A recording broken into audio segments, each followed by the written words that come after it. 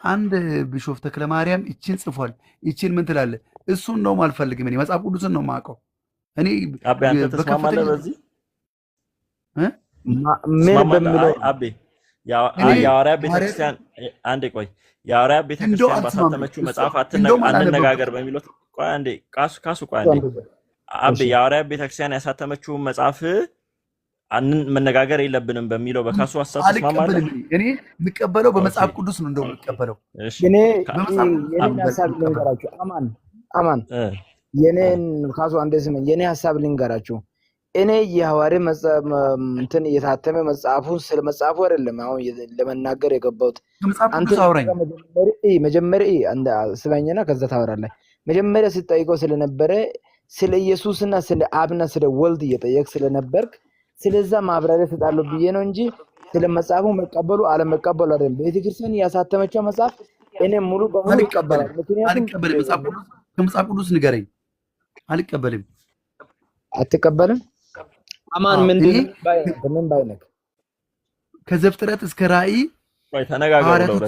ወይ አንዴ አንተም የሐዋርያ ቤተክርስቲያን አማኝ ነው፣ ያኛውም የሐዋርያት ቤተክርስቲያን አማኝ ነው። አንተ መጽሐፉን ትቀበላለህ፣ ያኛው መጽሐፉን አይቀበልም። ተነጋገሩ መጀመሪያ። እኔ ይኸውልህ ኢየሱስ ክርስቶስ እኔ አሁን ሐዋርያት እምነት ተከታይ ነኝ። ኢየሱስ ክርስቶስ ለኛ ለኃጢአታችን ብሎ ስጋ ለብሶ ወደዚህ ምድር ወረደ። የማይታይ አምላክ ስጋ ለብሶ ታየ ከሚሉ አንድ አማኝ ነኝ እኔ። ከሱ ሌላ አዳኝ የለም ብዬ የማምን ሰው። ካሱ ትክክል ከሆነ አንተ ካሱ አላጠፋም። ትክክል ነኝ። ግን ካሱ እዚህ ጋር አንተ መቀበሉ አለመቀበሉ ጋር እኛ አንሄድና እኔ ምን ባይነኝ ደግሞ ምን ይላል ስለ ዮሐንስ ላይ ጻፈው አለ። ዮሐንስ ላይ ጻፈው ነገር ከዛ በኋላ ቆይ አይ አቤ አንተ መጽሐፉን ትቀበላለህ አይደለ? የሐዋርያ ቤተክርስቲያን ያሳተመችው መጽሐፍ ትቀበላለህ አይደለ? ምን የሚለው ነው መጽሐፍ ውስጥ ምን የሚለው ነው? ኢየሱስን ማን ይሉታል የሚለውን መጽሐፍ በጣም ይቀበላል። ማን ይሉታል? አዎ ካሱ ደግሞ እሱ መጽሐፍ አልቀበልም እያለ ነው እኮ። ካሱ ጋር ተነጋገር መጀመሪያ። ካሱ ምን ትላለህ አንተ? ለምንድን ነው የማትቀበለው?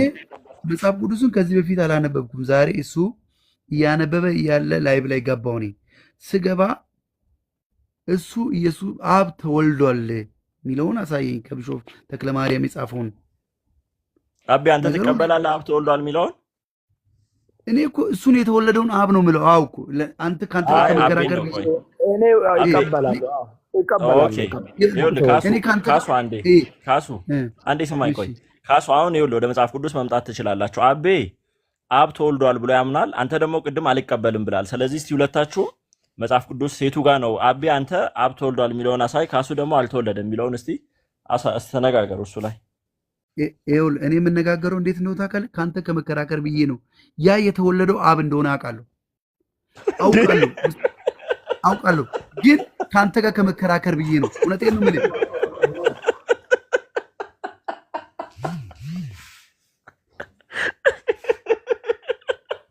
አማን